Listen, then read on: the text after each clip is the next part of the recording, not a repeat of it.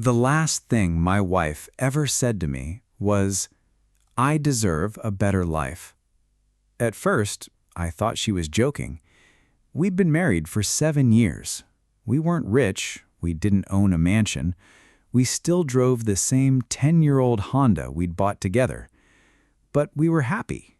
Or at least, I thought we were. 3 days earlier, we'd celebrated my 33rd birthday with takeout pizza because we were trying to save money for a house. She smiled through the entire dinner, bought me a new watch, kissed me goodnight. Nothing felt different. Then, one Friday afternoon, I came home early from work. The house was quiet. Too quiet. Half the closet was empty. Her favorite coffee mug was gone. So was every framed photo of us. On the kitchen counter sat an envelope with my name. Inside was a single sheet of paper. "Ethan, I'm sorry. I can't keep living like this. I've met someone who can give me the life I've always wanted.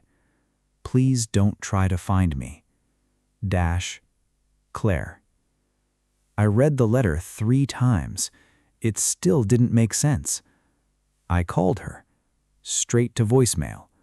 Again. Blocked. I called her parents. They claimed they didn't know where she was. My friends avoided the subject. It wasn't until Monday that I learned the truth. My coworker walked into my office looking uncomfortable. "Ethan, I think you should see this." He placed a business magazine on my desk. There she was, standing beside Victor Lang, one of the youngest CEOs in the city, worth hundreds of millions of dollars. The headline read, "Tech CEO Victor Lang makes public appearance with new partner." The woman smiling beside him was still legally my wife. The divorce papers arrived 2 weeks later. Claire wanted everything settled quickly. No alimony, no shared property, no arguments, just signatures. I stared at the documents for hours. Then I signed them. Not because I was ready, because I realized you can't force someone to stay. The hardest part wasn't losing my marriage. It was realizing I'd been replaced before I even knew I was unwanted.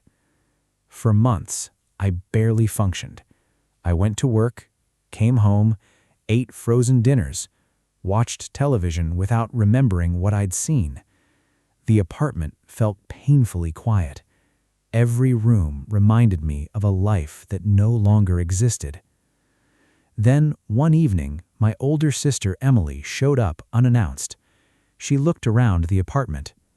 "You've stopped living. I'm surviving." "No, you're waiting." She handed me a brochure. It was for an executive leadership program at one of the country's top business schools. I laughed. "I can't afford this." She smiled. "You don't have to." She had already paid the tuition. I tried refusing. She wouldn't listen. "You spent 7 years building someone else's dreams. It's time to build your own." Those words changed something inside me. For the first time since Claire left, I felt angry. Not at her, at myself. I'd spent years believing I wasn't ambitious enough, successful enough, good enough. Maybe I wasn't, but I could become better. So I enrolled. The next 2 years were the hardest of my life. I worked during the day, studied every night, graduated at the top of my class, started consulting for struggling companies. 1 successful turnaround became 3. 3 became 10. Eventually, I was offered a position at Horizon Industries, one of the fastest growing investment firms in the country. Within 18 months, I became Director of Corporate Development. One morning, our CEO walked into my office. "Ethan, we've acquired a struggling software company. They need a completely new executive team." He placed 2 resumes on my desk. I want you to personally interview the finalists for CEO and Chief Operations Officer. I nodded. Sounds good. He smiled. The interviews are tomorrow morning. I glanced at the names. The first resume made me freeze. Victor Lang. The second nearly stopped my heart. Claire Mitchell. For several seconds, I couldn't breathe. Out of every company in the country, out of every possible interview, somehow they had walked back into my life. I considered asking someone else to handle it. Then I remembered the night Claire left. I deserve a better life. Maybe this was mine. The next morning, I arrived early. The conference room overlooked the entire city. I arranged the interview files neatly across the table. At exactly 9 o'clock, the receptionist called. "Your first candidates have arrived." I took a slow breath. "Send them in." The door opened. Victor walked in first. Perfect suit, expensive watch, the same confidence I'd seen in magazine covers. Claire followed behind him. She was smiling until she looked up.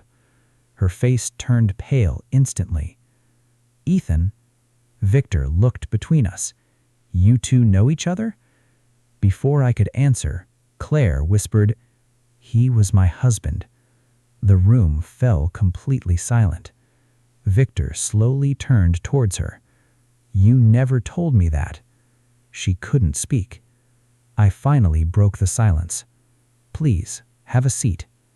Neither of them moved. For the first time, the richest CEO in the room looked nervous.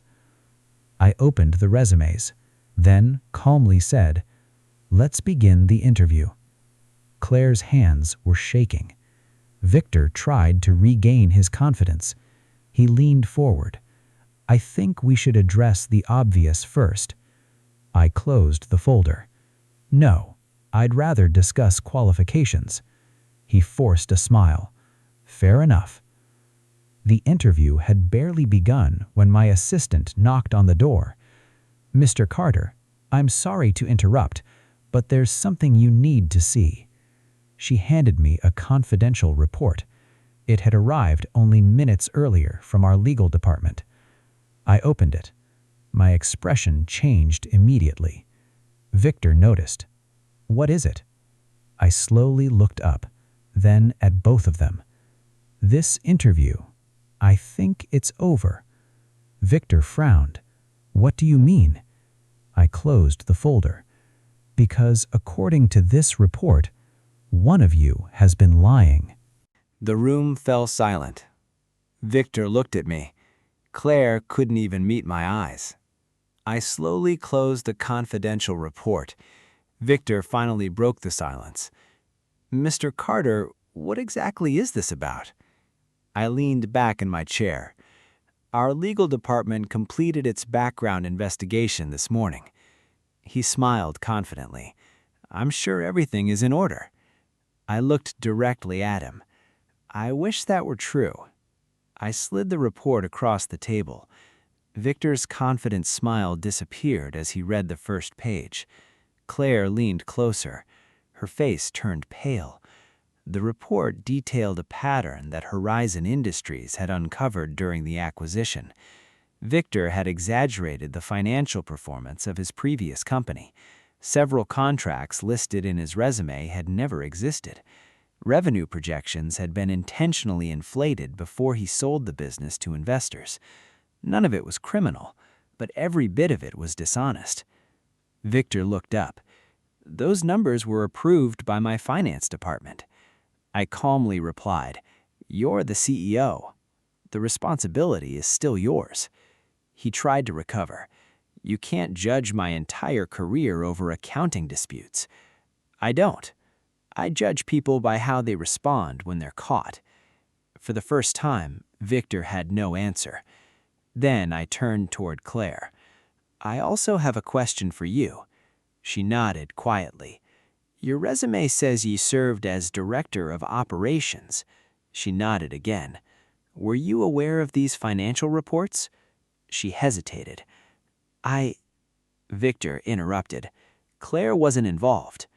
I held up my hand. I didn't ask you. Claire finally spoke. I knew some numbers didn't look right, but Victor said every company adjusted projections. I looked at her. And you believed him?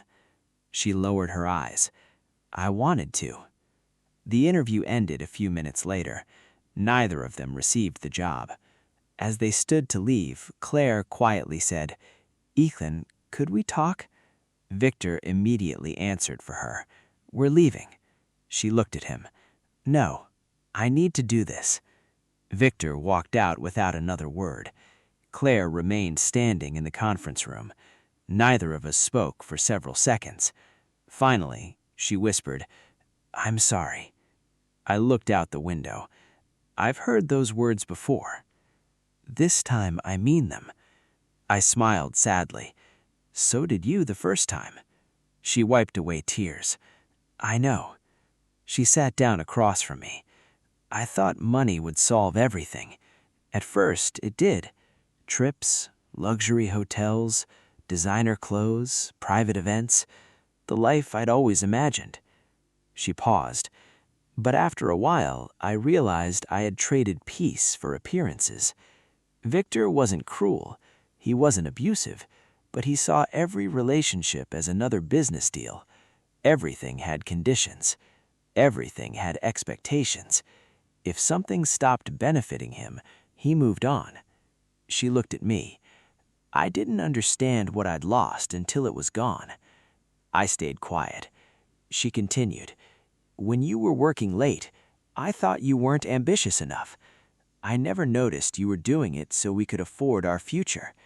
She laughed bitterly. I spent years chasing a life that looked successful and ignored the man who actually loved me. I listened, but something inside me had changed. 2 years ago, those words would have meant everything. Now, they felt like echoes from another life. Claire finally asked the question she'd been carrying. Is there any chance we could start over? I looked at her for a long moment, then shook my head. No. She closed her eyes. I understand. You don't miss me. You miss the person who made you feel safe. She looked confused. There's a difference. I stood. I forgave you a long time ago, but forgiveness isn't the same as going backwards. Tears rolled down her face. I ruined everything. No, you made a choice, and now you have to live with it. She nodded. Before leaving, she stopped at the door. I'm proud of you. I smiled politely. I finally became the man I was always capable of being. You just won't be part of the next chapter. She quietly left. I never expected to see her again. 3 months later, I was invited to speak at a national leadership conference. The audience was filled with young entrepreneurs, business owners, and executives. As I walked onto the stage, I noticed someone sitting in the back. Claire. She didn't wave. She simply listened. After my presentation ended, several students asked how I'd become successful. One young man stood and asked, What was the biggest turning point in your career? The audience expected me to talk about investments, leadership, business strategy. Instead, I smiled. The worst day of my life. The room became silent. I lost my marriage. I lost my confidence. I thought my life was over. But sometimes, the thing that breaks you is also the thing that forces you to become someone stronger. Out of the corner of my eye, I saw Claire quietly wipe away another tear. After the conference, she approached me one last time. I just wanted to say thank you. For what? For not letting what happened make you bitter. I smiled politely. My success was never about proving you wrong. It was about proving to myself that I was enough. She nodded. I wish I'd realized that sooner. So do I. Then she walked away. This time, neither of us looked back. A year later, Horizon Industries had become one of the fastest-growing investment firms in the country. The software company we'd acquired became our most successful division. It wasn't because we hired famous CEOs. It was because we hired honest people. One afternoon, my assistant walked into my office. "Someone's here to see you." A young man entered carrying a resume. He looked nervous. "It's my first interview." I smiled. So was mine once. As I looked through his resume, I noticed he'd volunteered every weekend teaching coding to underprivileged kids. It wasn't relevant to the job, but it told me everything I needed to know about his character. I hired him, not because he had the best resume, because he reminded me of someone my father once described, someone who quietly did the right thing when nobody was watching. Walking back into my office, I caught my reflection in the glass. 2 years ago, I would have traded everything to get Claire back. Now, I realized something. Losing her hadn't ruined my life. It had redirected it. Sometimes the greatest blessing arrives disguised as heartbreak. Sometimes rejection is simply life making room for something better. I never got revenge. I didn't need it. Watching someone who once underestimated me realize what they'd lost was enough. Because real success isn't making the people who left you regret their decision. It's reaching the point where their opinion no longer matters. That's the day you truly move on.